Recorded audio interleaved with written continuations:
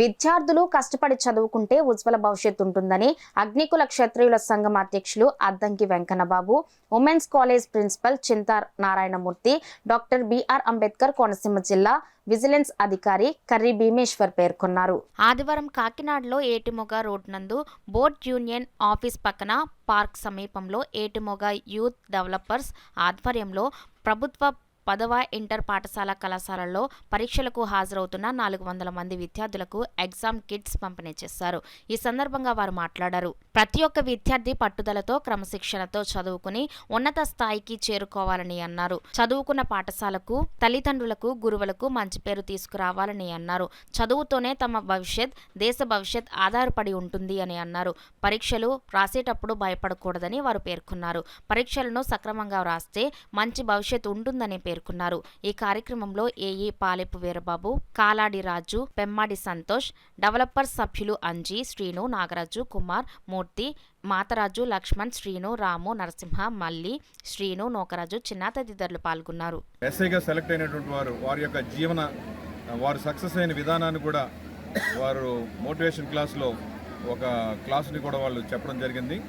Success అయిన వాళ్ళందరూ కూడా సక్సెస్ స్టోరీస్ని భావితరానికి స్టూడెంట్స్ యొక్క ఏ విధంగా డెవలప్ అవ్వాలి, ఎగ్జామ్స్ ఏ విధంగా రాయాలనే అంశం మీద ఇక్కడ మోటివేషన్ క్లాస్తో పాటుగా వారికి పాజిటివ్ యాటిట్యూడ్ ఏ విధంగా ఉండాలనే దాని మీద కూడా యూత్ డెవలపర్స్ ఏర్పాటు చేసినటువంటి కార్యక్రమాన్ని విజయవంతంగా చేసి వారికి 10th అలాగే ఇంటర్లో టాపర్స్గా ఉన్నటువంటి తల్లిదండ్రులు కూడా వీళ్ళు పిలిచి వారికి సన్మాన కార్యక్రమాలు కూడా చేయడం జరిగింది. అలాగే వాళ్ళకి ఇప్పుడు మెటీరియల్స్ కూడా వాళ్ళు అందిస్తున్నారు. గత 4 సంవత్సరాల నుంచి కూడా ఏటిమొగ యూత్ డెవలపర్స్ వారు ఎంప్లాయీస్ ఉన్నారు, అలాగే స్టూడెంట్స్ ఉన్నారు, అలాగే బిజినెస్ వాళ్ళు ఉన్నారు. వీళ్ళందరూ కూడా ఒక యూనిట్గా ఏర్పాటు చేసి యూత్ డెవలపర్స్గా అనేక మంచి కార్యక్రమాలు చేస్తున్నారు. వీరందరూ కూడా యూత్ డెవలపర్స్కి అసోసియేషన్ తరఫున ప్రత్యేకమైన ధన్యవాదాలు తెలియజేస్తారు.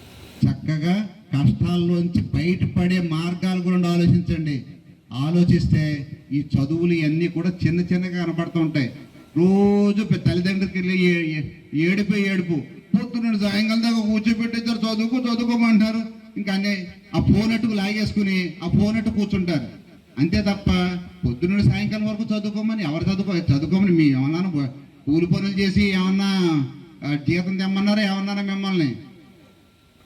తల్లి, తండ్రి, టీచర్స్ ప్రతి ఒక్కరు కూడా మీరు బాగుపడాలని చూస్తారు. బాగుపడండి.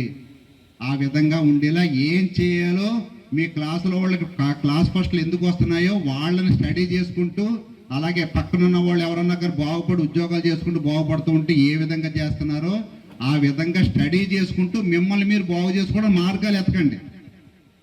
అదేంటంటే ఈ లాస్ట్ ఇయర్ ఎవరైతే అటెండ్ అయ్యి ఎగ్జామ్స్కి వెళ్ళారో వాళ్ళు ఎవరైతే బెస్ట్ మార్క్స్ సాధిస్తారో వాళ్ళని సన్మానించడం జరుగుతుంది, వాళ్ళని సత్కరించడం జరుగుతుందని చెప్పాము.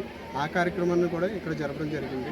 సో అలాగే ఈ విద్యా పరంగానే కాకుండా మేము సమ్మర్లో, ఎండాకాలంలో చలివేంద్రం కూడా ఏర్పాటు చేసి ఎవరైతే బాటసారులు ఉంటారో వాళ్ళకి దాహాన్ని తీర్చే విధంగా కూడా చలివేంద్రం ఏర్పాటు చేయడం కూడా జరిగిందండి.